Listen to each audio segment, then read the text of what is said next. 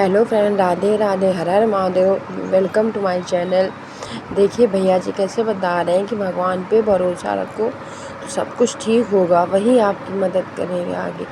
ध्यान से सुनिए इस स्टोरी को और अपने जीवन में सुख शांति लाए। Thank you so much.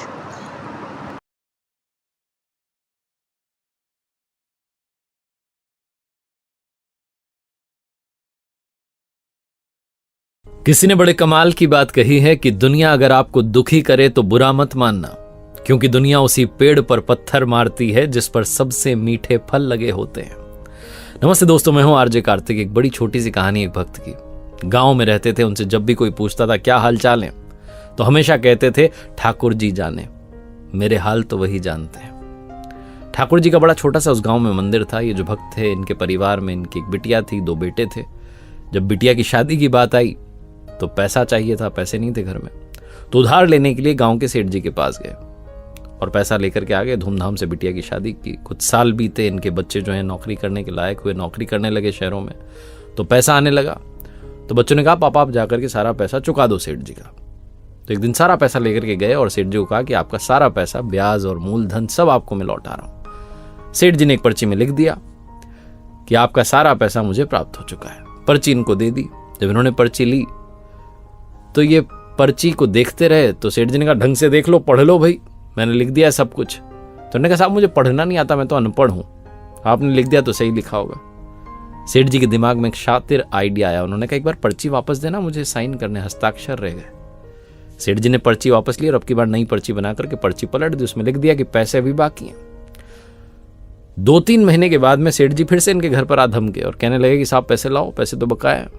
इन्होंने कहा पैसे लौटा दो दिए। सेठ जी ने पर्ची दिखा दी, ये लो, ये रही पर्ची, एक तुम्हारे पास एक मेरे पास, तुम्हारी वाली देख लो, उसमें भी यही लिखा हुआ है। इनका दिमाग ठनक गया। उन्होंने कहा सेठ जी तो धोखाधड़ी कर रहे हैं। बिना देरी के कोर्ट का दरवाजा खटखटाया। न्यायालय में जब जज साहब के सामने सुनवाई शुरू हुई तो जज साहब ने कहा कि साहब बताइए क्या सबूत है। तो उन्होंने कहा साहब पर्ची है मेरे पास, लेकिन इसमें तो उन्होंने खेल कर दिया, जबकि मैंने तो सारे पैसे चुका दिए थे।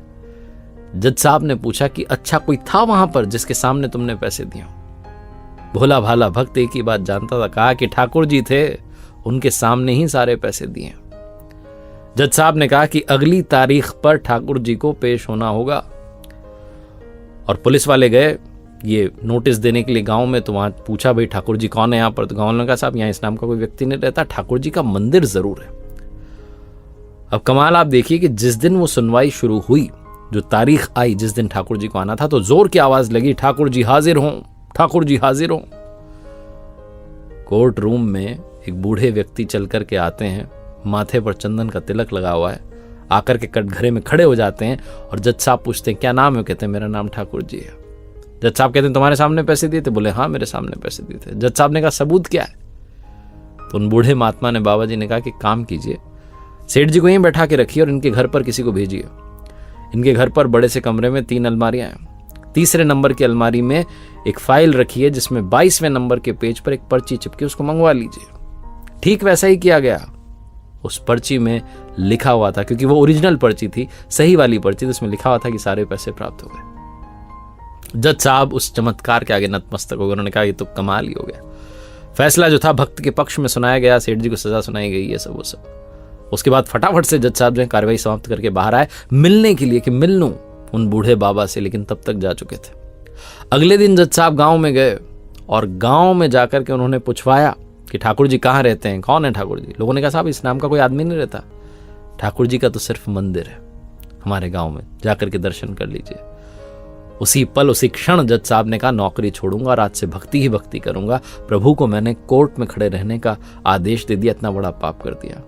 पूरे भारत के मंदिरों में घूमते रहे, मंदिरों की मिट्टी को अपने सर पर लगाते रहे, लेकिन कभी किसी मंदिर में नहीं बैठे, क्योंकि जब भी उनसे कोई पूछता कि बैठ जाइए, वो कहते थे नहीं, मैंने भगवान को अपने कोर्ट रूम में खड़े रहने का आदेश दे दिया, इतना बड़ा पाप किया, मैं मंदिर में बैठने के काबिल नहीं हूं।